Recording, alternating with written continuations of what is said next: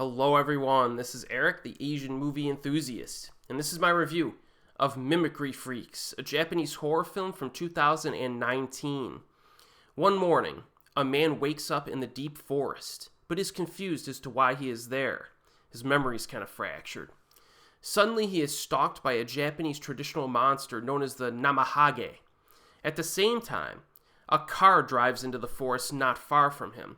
A wedding planner is taking two lovers and the bride's father to a wedding ceremony hall for the rehearsal. They get lost and the car breaks down. These characters cross paths with one another and must confront the Namahage, as well as the source of its creation. So the film begins with a naked man dragging a broken chain in the forest. Pretty nice, kind of disturbing visual. Then we meet our protagonists and weird stuff starts happening.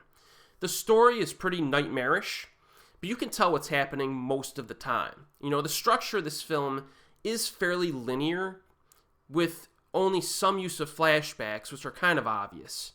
But there is some strangeness, ambiguity, and subjectivity in terms of interpreting exactly what is happening and why it's happening. So I've watched this movie a few times already, and you notice things during repeat viewings that you did not notice the first time around.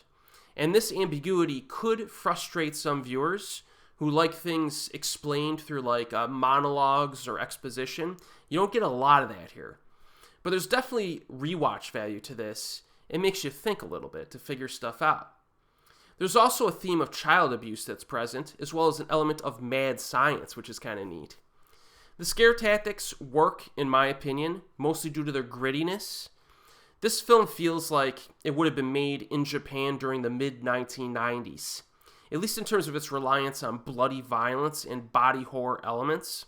It does get nasty at times, with some truly demented and disturbing moments in here, but it does not rely too much on that aspect. And I say this because there are some legitimate suspense sequences in this, like the escape sequence early on in the film.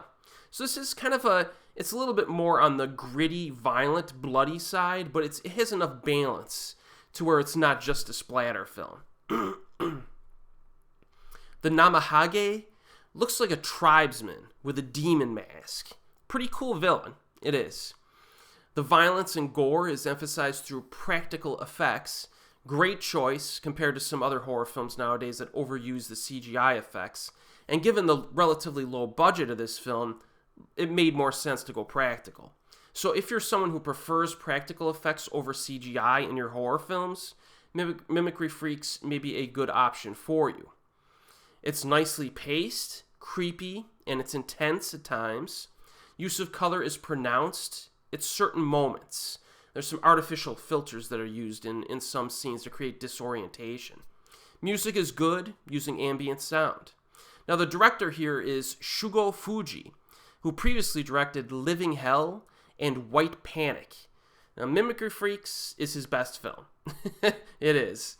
I enjoyed it far more than Living Hell or White Panic. So if you've seen one or both of those and you weren't too keen on them, don't let that deter you, because Mimicry Freaks is it's the best film I've seen from him, by a good margin. There's a greater level of craftsmanship in this film, in my opinion. And it is a low-budget film, but it does a very good job of maintaining interest. It's only 84 minutes long, and I would say that it's actually a good quality movie overall, despite its budget limitations. So I actually strongly recommend this. Now, I viewed this without subtitles. I have the Region 2 Japanese DVD, which I've shown in recent videos.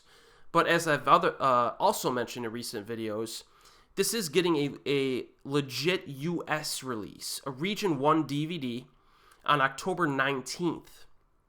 So you could pre-order it on Amazon or Walmart. There's multiple websites now where you could pre-order it. And I definitely recommend this if you want to keep up with recent Japanese horror films. So check this one out. It's pretty neat. And as always, we will see you next time.